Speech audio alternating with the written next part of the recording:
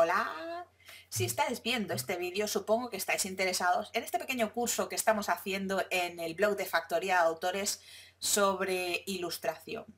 Y más que nada yo este curso lo estoy enfocando a la ilustración, pero narrativa, digamos todo lo que son libros, álbumes ilustrados y bueno, en cierta medida pues hablaremos en algún momento de cómic, aunque yo el cómic que más controlo es el manga.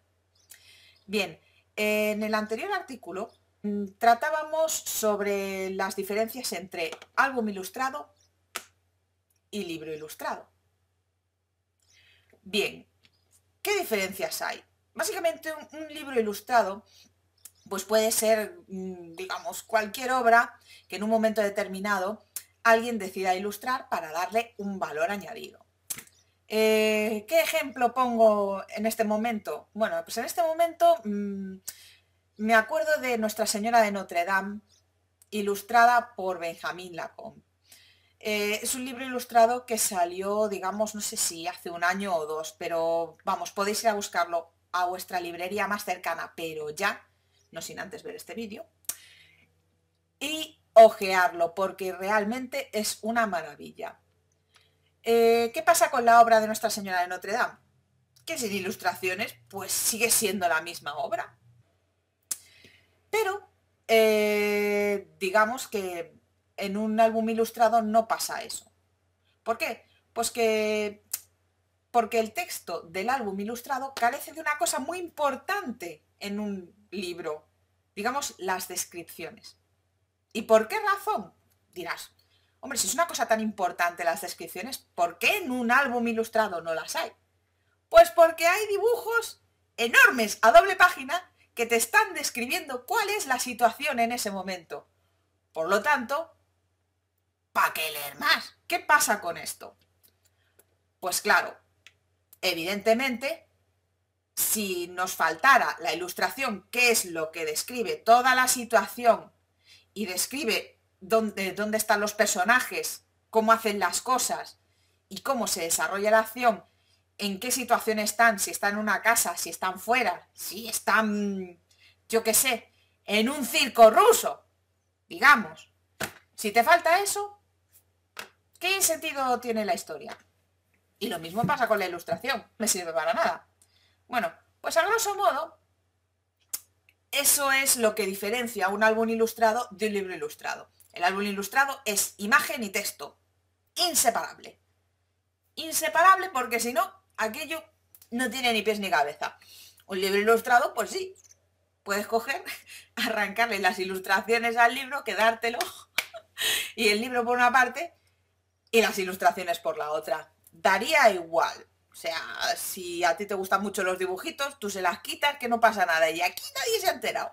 Bueno, sí, se enteraría el dueño del libro, al que le gustan las ilustraciones y que se lo compró por las ilustraciones, y mejor no lo hagas. Entonces, ¿qué es lo que vamos a tratar hoy?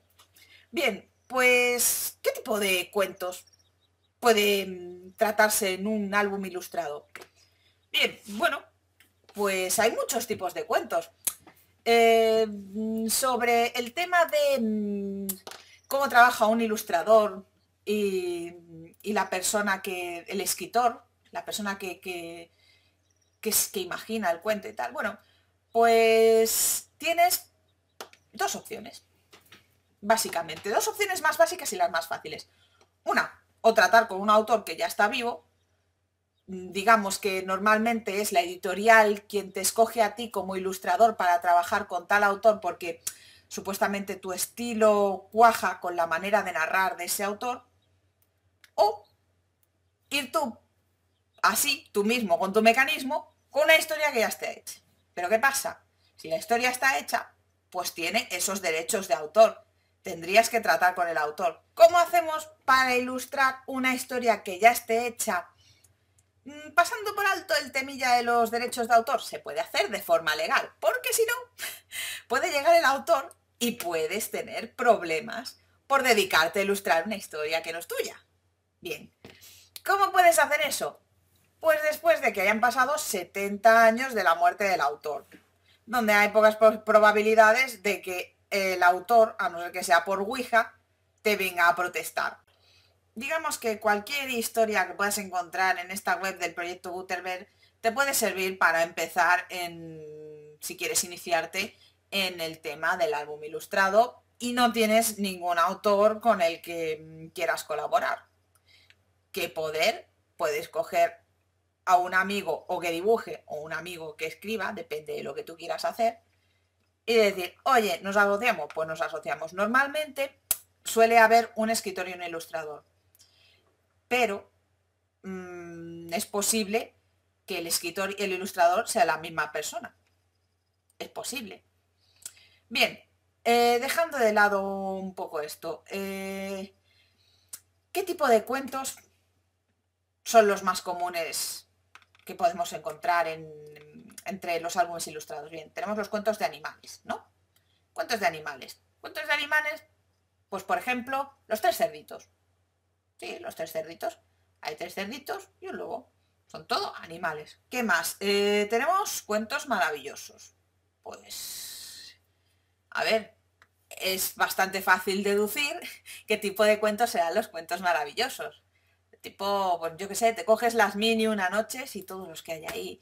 Aladino y la lámpara mágica, este tipo de cuentos así mágicos donde pasan cosas en plan Iker Jiménez. ¿Qué más? Los cuentos acumulativos. ¿Recordáis ese elefante que se balanceaba sobre la tela de una araña? Bien, pues hombre, en un cuento la cosa se trata de forma un poco distinta. Pues imagínate ese cuento, pero tratado, el elefante se balanceaba en la tela de la araña, se encontró un cepillo de dientes, entonces el elefante se balanceaba con un cepillo de dientes en la tela de la araña.